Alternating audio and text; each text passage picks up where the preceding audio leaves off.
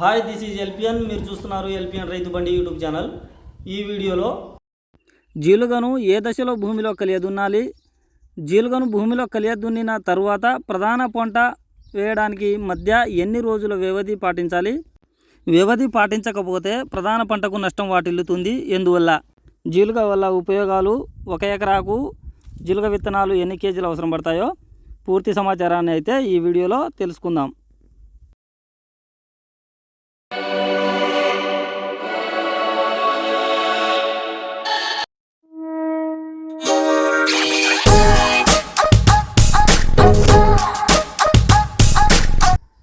ముందుగా మన ఛానల్ని చూస్తున్న ప్రతి రైతు మిత్రునికి ధన్యవాదాలు.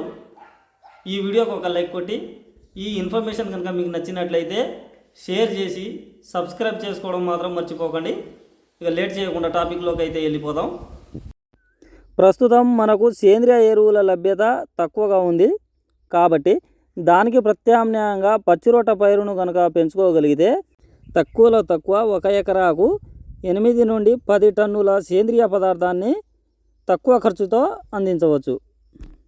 1 ఎకరాకు జీలుగ విత్తనాలు 10 నుండి 12 కేజీలు అయితే సరిపోతుంది. ఈ మధ్యకాలంలో రసాయనాలు విపరీతంగా వాడడం, పురుగు మందుల పిచికారీ అధికంగా చేయడం వల్ల భూమిలో ఉన్న సూక్ష్మజీవులు అంతరించే స్థితికి అయితే వచ్చాయి. ఎప్పుడైతే భూమికి సేంద్రియ పదార్థం అందిస్తామో, అది పచ్చిరోట ఎరువు కావచ్చు, సేంద్రియ ఎరువు కావచ్చు, పశువుల ఎరువు కావచ్చు, దీని వలన భూమికి మేలు చేసే సూక్ష్మజీవులు వృద్ధి చెంది మొక్కకు పోషకాలు అన్నీ లభ్యమవుతాయి. కొన్ని రకాలైన పోషకాలను మనం ఏళ్ల తరబడి వేస్తున్నాం. అవేంటంటే ఉదాహరణకు భాస్వరం. ఈ భాస్వరం మన నేలలో అధికంగా పేరుకుపోయి ఇది మొక్కకు లభ్యస్థితిలో లేకుండా పోయింది.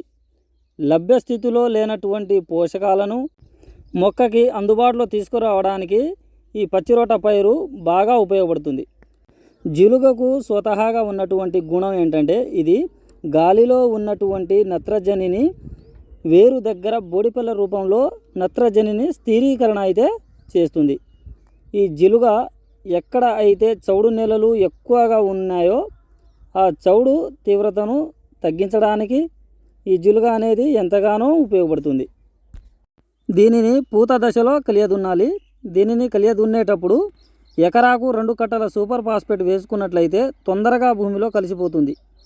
దీనిని ప్రధాన పొలంలో నాటు పెట్టడానికి కనీసం 10 రోజుల ముందు దున్నుకోవాలి.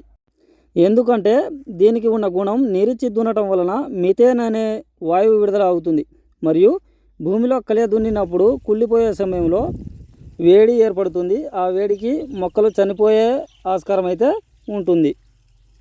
ఈ ఇన్ఫర్మేషన్ కనుక మీకు నచ్చినట్లయితే వీడియోకి ఒక లైక్ కొట్టి షేర్ చేసి సబ్స్క్రైబ్ చేసుకోవడం మాత్రం మర్చిపోకండి. మీరిచ్చే ఈ బెస్ట్ సపోర్ట్ నాకు ఎంతగానో ఉపయోగపడుతుంది. మరొక మంచి టాపిక్తో కలుద్దాం.